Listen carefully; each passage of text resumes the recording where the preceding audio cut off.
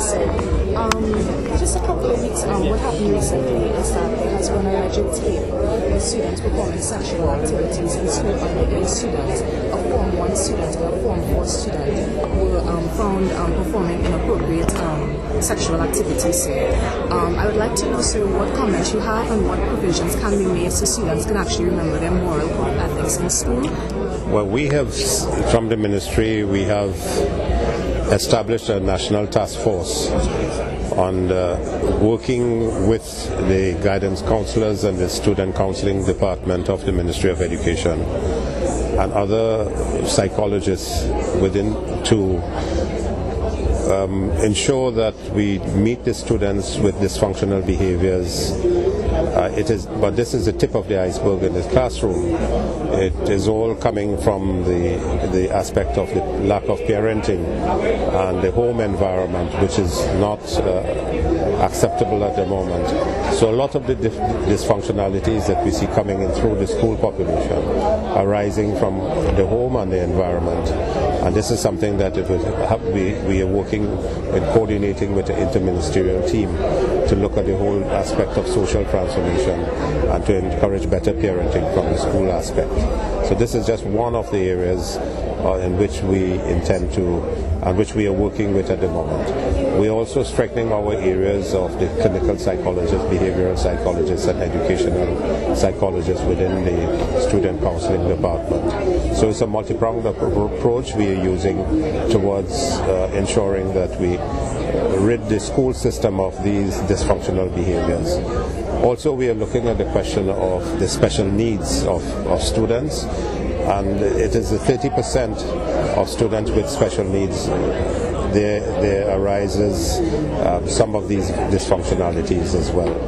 When students lose their self-esteem and self-worth, they begin to go into other areas which are not acceptable. From the code of ethics and the code of conduct in schools, we have given each principal, and we have sent copies to, I hope, have been distributed to every teacher in our school system, because we had made more than close to about 17,000 last year, and so that teachers and principals know and appreciate their code of conduct for themselves and what is expected of the students. Thank you. Is it possible that we could just have an update on the alleged tape or CXC? Yeah. Well, I was away and I was briefed on Friday evening, Thursday night, by the Permanent Secretary and Minister Dikoto, indicating that they had looked at the entire situation and they didn't find any breach or tampering of the examination papers. But there was a difficulty of some papers reaching 7 schools on time, and these students wrote the exam 2 hours later, and that was the English paper. But we are still investigating the matter. We expect a formal report to be given to us from the security company, which we understand had been appointed by the Caribbean Examination Council. So we are looking into all the aspects of continued strong security of all examination papers. So why was the police called in, though, to the Ministry of Education? Because we wanted to determine whether there was any tampering of the papers, and what was found was that there was no tampering of any of the papers. Sorry, is the ministry concerned that some of the questions would have been leaked to students who would have received the papers late? No, we are, of course, we are concerned, and this is why we made a thorough inquiry and investigation into the matter, and we worked together with CXC. But at the end of it all, there was no leak and no tampering. Going back. Is the ministry considering a CXC training program, even though the tutor has told the just not to attend? You know, I have found, we at the ministry have found a tutor's stance on this issue to be very, we are very concerned about the stance that they have taken. We had 7 district consultations in Trinidad and 1 in Tobago, and we had a 2-day consultation at Cascadia starting from as early as about 9 months ago. And 85% of the respondents and the participants in these conferences gave unequivocal support for the continuous assessment component of the SEA. And for now, tutor to be coming and indicating that they are questioning their support for the entire process, I find it to be discomforting in the least. When there are over 50 major stakeholders there at all these stakeholders meetings, and over 3,000 participants came through in support of this entire process. It's something that needed to be put formally on the primary school curriculum agenda, and various governments had tried it and had not been successful, and we are moving swiftly into ensuring that the continuous assessment component be a fixture of the primary school curriculum and the SEA examination. We would like to see the total removal of the SEA examination. It is an examination that is used for placement for the time being. But until we have not found another mechanism, we have to continue with it.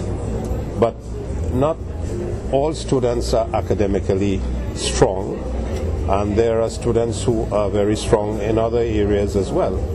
And it was the general consensus where 85% supported the aspect of the continuous assessment component of the SEA. It's a similar type of assessment program that is used in the school-based assessment at CSEC, which gives a certain percentage of the marks to the CSEC examination, or what you call CXC. And it's the same type of assessment that is given at CAPE level. And therefore, it is in keeping with the whole issue of monitoring and assessing students on a continuous basis rather than a one do or die examination.